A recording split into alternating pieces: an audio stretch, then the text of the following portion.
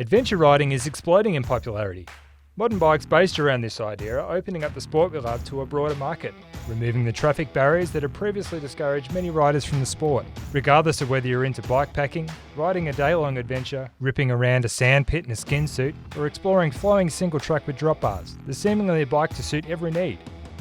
In this video, we'll take you through the differences between a gravel bike, an endurance road bike, and a cyclocross bike, detailing how they differ from each other and the areas that they excel in.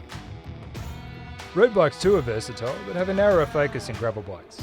Endurance road bikes are closest to gravel bikes, with relaxed geometry, disc brakes, and low-end gear ratios. However, they're not as well equipped to tackle off-road surfaces. Most endurance bikes will come with 28mm tyres as standard, in some cases more. Endurance bikes aim to put the riders in a more upright position. The head tube and wheelbase are longer, the frame reach is reduced, and the frame stack is increased. This combination creates less aggressive positioning, making it easier for riders to travel long distances without stressing out their back, shoulders, neck, or hamstrings. The positioning requires less flexibility, which is a good thing, given that the majority of us would have trouble touching our toes. Cyclocross bikes have the most in common with gravel bikes, but there are some subtle differences. Simply put, they're a more aggressive form of gravel bike. Both bikes are versatile, adaptable, and durable, but gravel bikes promote greater comfort and a sense of adventure. The frame materials used for cyclocross bikes are the same as road and mountain bikes, commonly made from either carbon fibre, aluminium, titanium, steel, or a combination of these materials. Two of the main design aspects of the geometry that differ from road or gravel bikes are the head tube angle and the bottom bracket height. The slacker head tube angle provides riders with greater control descending and at lower speeds than a steep angle would. Due to cyclocross circuits being so full of obstacles and technical in nature, speed will rarely be comparable to road racing, so control at low speeds is crucial. The second design change is a raised bottom bracket area, which allows riders to better manage obstacles. As well as clearing obstacles easier, the higher bottom bracket area allows riders to pedal through the corners. However, this does raise a rider's centre of gravity, potentially making the handling a little bit more skittish and slightly more difficult. For this reason, many riders will lower their seat height by around a centimetre or so to counter the change. Both gravel and cyclocross bikes have large tyres. However, due to the UCI regulations, the sport's governing body, cyclocross bikes are limited to a 33mm wide tyre. In contrast, gravel bike tyres can be much larger. Gravel bikes, sometimes referred to as adventure bikes, are essentially road bikes designed to tackle a variety of surfaces, carry additional gear, and are suitable for all-day riding on the road less travelled. They are made to be more durable and robust than a standard road bike, along with having an increased gear range out the back and space for far wider tyres.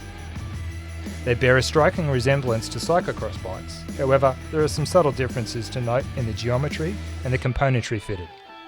To start with, the geometry of a gravel bike is targeted at creating stability and comfort. A long wheelbase helps promote stability on loose surfaces and over long distances.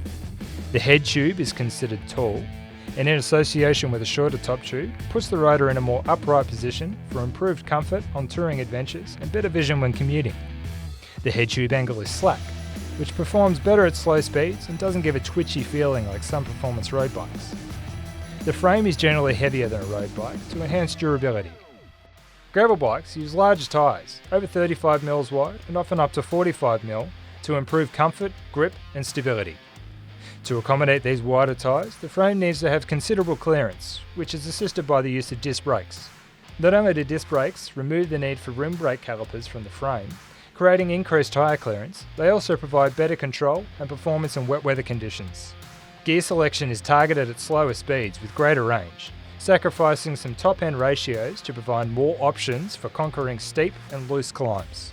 If your local surrounds primarily feature tarmac roads, in varying condition from hot mix through to coarse chip seal roads and mild gravel, an adventure road bike is for you. However, if you're only interested in pulling on a skin suit, pinning on a number and racing, with the odd joint along a fire road, a cyclocross bike is going to suit you well. On the other hand, if you want one bike that's adept at the above tasks, versatile enough to handle more technical trail and rugged enough for bike packing duties, then a gravel bike is our pick. If you're still unsure, don't be afraid to contact your local bike shop about upcoming demo days and get a feel for which style you enjoy the most. We hope that this video has given you a little more information about the differences between the three bikes. If you're after a more in-depth deep dive into the similarities and differences, check out the full article in the description below. And as always, don't forget to like and subscribe for more bike content from us here at BikeExchange.